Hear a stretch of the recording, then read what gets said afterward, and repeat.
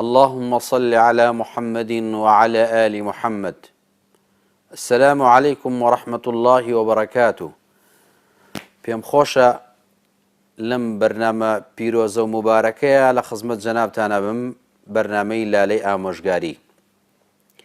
باسی فرموودەیەکی پێغەمبەر دەکەین صلی الله عليه وسلم کە دەفەرمێت من فطر صائمە، هەر کەسێک بە ڕۆژووە ئێوارە ئەم کەسە دەباتەوە ماڵی خۆی یاخود لەوێدا ئەو ڕۆژوە دەشکێنێ بە ئاوی ئام بە خورمای ئام، ئەوە پێغەمبەر دەفەرمێ صلی الله عليه وسلم خوای پەروەردگار پاداشتی ئەو ڕۆژوەی دەداتەوە بەبێ ئەوەی خێر و پاداشتی ڕۆژوانەکە کەم بێتەوە. پێغەمبەری خوا صلی الله عليه وسلم فەرمێ کاتێک ڕەمەزان بێت دەرگای ئاسمان دەکرێتەوە. لە ڕیوایەتێکی تردا دەفەرمێت دەرگاکانی بەهەشت دەکرێتەوە. کاتێک دەرگای ئاسمان بکرێتەوە یاخود دەرگاکانی بەهەشت بکرێتەوە دابەزینی ڕەحمەت و بەرەکەتە بۆ سەر ئەو خەڵکە. یەکێک لەو ڕەحمەت و بەرەکەتانە ئەوەیە کە خوای پەروەردگار ئەوەندە دەوڵەمەنە و بەڕەحمە لە کردەوەیکی کەمدا پاداشتێکی زۆر دەداتە عەبدەکان و بەندەکانی.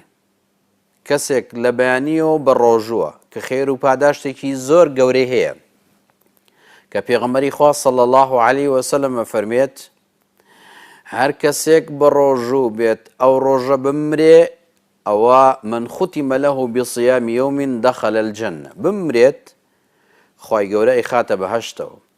یاخود پێغەمبەری خوا صلی الله عليه وسلم بە سەحابەکەی فەرموو عليك بالصوم فإنه لا مثل له، ڕاتەگەێنم لەسەر ڕۆژوو هاوشێوەی ڕۆژوو نییە.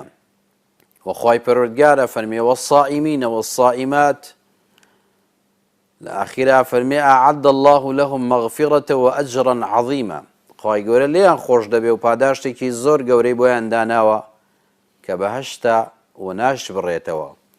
و هەتا لەنا ئەو بەهەشتەیە دەبی نیعمەت و بەرەکەت و خۆشی. ڕۆژێک لە ڕۆژان خەمێ خەفەتێ بێتاقەتیە دڵتەنگیەک بەسەرتان نایە، هیچ شتێک نییە ئیلا هەر لەناو خۆشی و ڕەحمەت و بەرەکەتایی. پێغەمبەری خوا صلی الله عليه وسلم فەرمێ خوای گەورە فەرمێ الصوم الصيام لي وأنا أجزي به، ڕۆژوو بۆ منە و منیش پاداشتی ڕۆژوان دەدەمەوە. هیچ کەسێک نییە چەندە خەیاڵ بکە بۆ ئەوی پاداشتی ڕۆژوان بداتەوە ناتوانێت، خوای گەورە پاداشتیان دەداتەوە. و پێغەمبەری خوا صلی الله عليه وسلم فەرمێ یەک ڕۆژ لە ڕای خوای گەورە بە ڕۆژووبی خوای پەروەردگار 70 ساڵ لە ڕیوایەتێکە 100 ساڵ 70 پاییز لە ڕیوایەتێکە 100 ساڵ لە ئەگری جەهەنەم دەموچاو دوورەکاتەوە لە ئەگری جەهەنەم. لە ڕیوایەتێکی ترا پێغەمبەری خوا صلی الله عليه وسلم فەرمێت بە ڕۆژوو بیت خوای گەورە چاڵک دەکات لە بین تۆ و ئاگری جەهەنەمە کەما بەینە السەماء والئەرض، قوڵایەکەی بە ئەندازی بین ئەرز و ئاسمان بێت. ئەمە کەسێک بە ڕۆژوو بێت خوای گەورە ئەوەندە پاداشتی دەداتەوە، ئەمەندە خێری بۆ دەنووسێت. تۆ ئێوارە هەستی بەبردنەوەی کەسێک بۆ ماڵی خۆتان لەوێدا شتێکی بدەیتە بۆ ئەو کەسانی کەوا نەدارن نیانە خەڵک بەرنەوە بۆ ماڵی خۆیان لەوێدا شتێکیان بداتێ ڕۆژۆکەی پێ بشکێنن، خوای پەروەردگار ئەمەندە خێر و خێرات دەڕژێنێتە سەری تۆیە. ئەو جارە بانگەوازێکم بۆ دەوڵەمەنەکانە، بۆ ئەوانەی کەوا هەیانە داران، ئەوانەی کەوا ئابووریان باشە، دەوڵەمەنەکان پارەدارەکان، ئەوە ڕەمەزان فرسەتێکی زۆر گەورەیە بۆ ئێوەی بەڕێز، بۆیە حەڵدن دنیاشتان بکڕن و قیامەتیشتان بکڕن. ئەو ماڵ و پارانێکەوە هەتانە بەجێڵن لە دوای خۆتان نەمناڵ پێی دەزانێ و نەژنیش پێی دەزانێ. ئاگدار بە بەتەمای ئەوە نەبی لە دوای خۆت خێرت بۆ بکرێ. ئەمڕۆ فرسەتێکی زۆر گەورەیە و ئێستاوا لە ناو ڕەمەزانایی. ئەم ڕەمەزانە خوای گەورە دەرگاکانی بەهەشتی کردووەتەوە و دەرگاکانی ئاسمانی کردووەتەوە. بەرەکەت و ڕەحمەت وفتحت أبواب الرحمة چ دەرگای ڕەحمەت هەیە لە ڕەمەزان ئاکرێتەوە.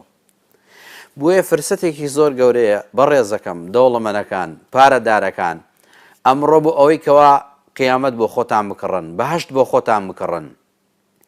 توانات هەیە چەند ماڵ لەم ڕەمەزانەیە بگریتە ئەستۆی خۆت، توانات هەیە پارە بدەیتە چەند ماڵ، بۆ نمونە هەر ماڵێک 500,000 بەرێ بە ئەم ڕەمەزانە لە پارەی تۆ خواردن بکڕێ، بۆ ئێواران لە پارەی تۆ خواردن بکڕێ، بۆ پارشێوان، با ئەم بەرەکەتت بۆ بمێنێتەوە بۆ قیامەتت. دەوڵەمەنەکان پارەدارەکان، بەڕاستی ئەگەر بتانەوێ بەهەشتەکڕن زۆر بە ئاسانی و قەبرەکەشتان پڕ ئەبێ لە نور و بەرەکەت و ڕەحمەت.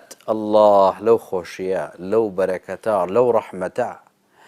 بۆیە ئاگات لە خۆت بێت.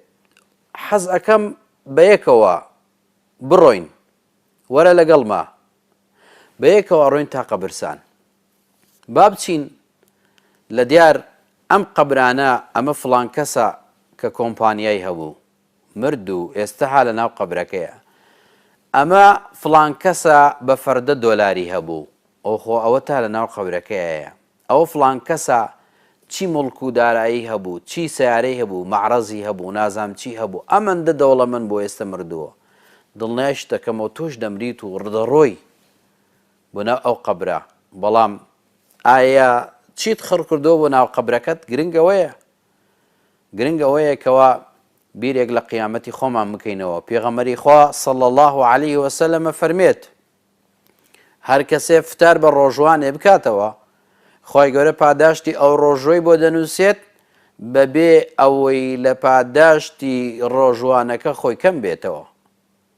دەوڵەمەنە ئەڵڵاه، زۆر بە ڕەحمە ئەڵڵاه ئەم دەرگای لێمان کردووەتەوە. بۆیە پێشینان 6 مانگی دەما بۆ ڕەمەزان دەیانوت اللهم بلغنا ڕەمەضان، خۆی بمانگەێنە ڕەمەزان، لەبەرئێ دەیانزانی چی بەرەکەت و ڕەحمەتێک ها لە ڕەمەزانە، چ خێر و بەرەکەتێک ها لە ڕەمەزانە. بۆیە بۆ ئێمەش فرسەتێکی گەورەیە، بە تایبەتی ئەوانەی کەوا توانایان هەیە و داراییان باشە و دەوڵەمەنە، یارمەتی هەژارەکان بدەن و یارمەتی خەڵکی فەقیر بدەن. لەم هەرێمی کوردستانی خۆمانە خەڵکی هەژارمان گەلێ زۆرە، وا نەزانی سەیری هاوڕێ و برادەرەکانی خۆتکەن حاڵیان باشە ئیتر تەواو. خەڵکی وامان هەیە بە چەندان هەفتە گۆشت ناخوا، ئەو حەزەکەم بە دڵنیایەوە پێتان بڵێم. خەڵکی وامان هەبووە بۆ جەژنا ئاگدارمانیان کردووەتەوە و تویانە هەندێ سەرمریشی کۆ کردووەتەوە لە دوکانەکان بۆ ئەوەی کەوا لێینێ بۆ جەژنا.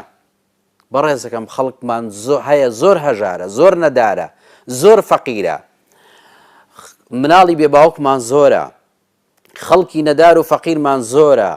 بۆیە ئەو کەسانی کە ئەمڕۆ حاڵیان باشە و ژیانیان باشە با لەم ڕەمەزانەیە حەوڵێک بدەن بۆ ئەوەی کەوا دەستی چەند هەژارێک بگرن، دەستی چەند فەقیرێک بگرن، بۆ ئەوەی کەوا بێتە بەرەکەت و ڕەحمەت بۆ قەبرەکەیان و بۆ قیامەتەکەیان.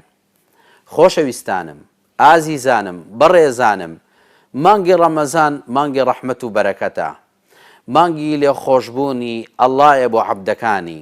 بۆیە داواکارم لە بەڕێستان کەم تەرخەمی مەکەن بۆ ئەوەی کە خوای پەروەردگار زیاتر و زۆرتر ڕەحمەت بەرژێنێتە سەرمانە.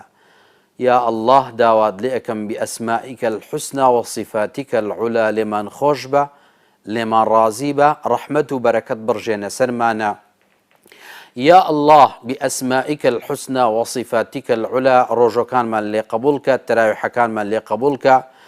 یا الله بئەسمائیکە الحوسنا وصفاتیکە العولا، ئەوانەی دەستی هەژار دەگرن، ئەوانەی کە فتار بە ڕۆژوان دەکەنەوە، یا الله چەندیان هەیە هەزاران و ملیۆنەها قات ئەوەندە بڕژێنە سەریانە، دەوڵەمەنیان کە لەسەر خێر ڕەحمەت و بەرەکەت بڕژێنە سەریانە، خۆیان ماڵیان مناڵیان بپارێزە یا الله لە بەڵا، لە ناڕەحەتی، لە ناخۆشی یا الله. داواکارم لێت لە ئێمەش خۆش بە و لێمان ڕازی بە، ئەگەر نەقسێک و نوقسانێکمان هەیە الله. آمین آمین والحمد لله رب العالمين والسلام عليكم ورحمة الله وبركاته. شهر رمضان الذي أنزل فيه القرآن هدى للناس وبينات من الهدى والفرقان